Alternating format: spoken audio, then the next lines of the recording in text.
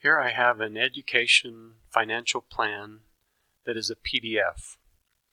And we recommend that you use the Excel spreadsheet rather than the PDF because the Excel spreadsheet will automatically calculate these numbers for you.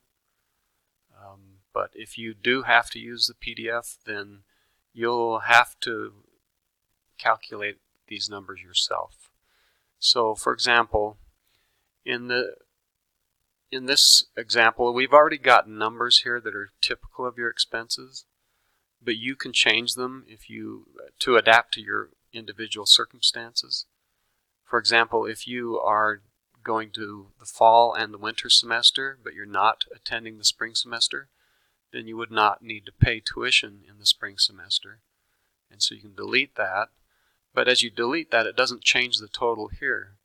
So you'd have to go in and change this total, and I'm not going to calculate that right now, but you would have to go and change that and do the math yourself. So it's a little more difficult that way. And then also, if in the spring semester, if you're not going to stay here in Rexburg, you could delete all of these expenses. And maybe you're not going to be here in the summer term either, so you could delete all of those. But then again, you would need to change all of these numbers as well and this total.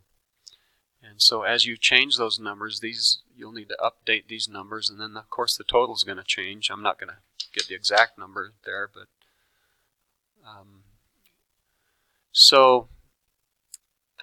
and then also if you're not staying here in these semesters, then maybe your travel expenses would go up because you're traveling home more than you might otherwise have, and so you'd need to change all those, and that will affect that total. So that's how you do those, and then that's how you do your expenses, is what I should say. And then over with the funding sources, you could put in how much money you have in your bank that you're going to have saved for each semester. And you could put in the amount that your family's going to provide each semester.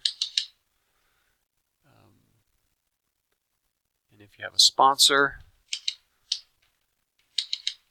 put in those amounts. Maybe you have another sponsor. Lucky you. And then you total those up. You can total it this direction as well if you find that helpful. I'm just keeping the numbers extremely simple here for speed purposes, and then the numbers would also add up this direction.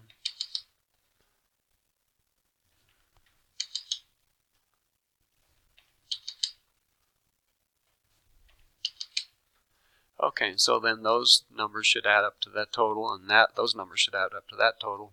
And when you're done, you need to have at least as much source funding as you have expenses. Otherwise, you're not going to have enough money to fund your semester or your year. And then you'll do the same thing for years 2, and then on the next page, years 3 and 4. So once you've done all that, you have your education financial plan all laid out.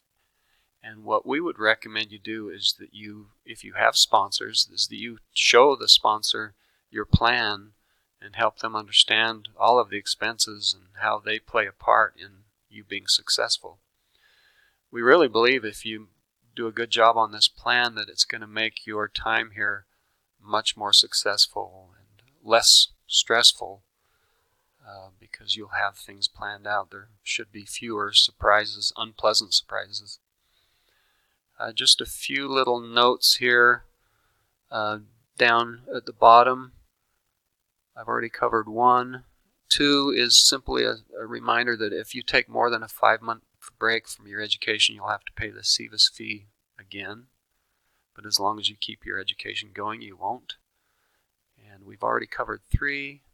4 just is to make sure you put in extra money if you have dependents.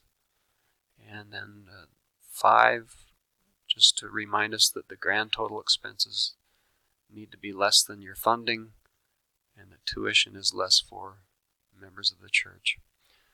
So I wish you luck as you make your plan for a successful education.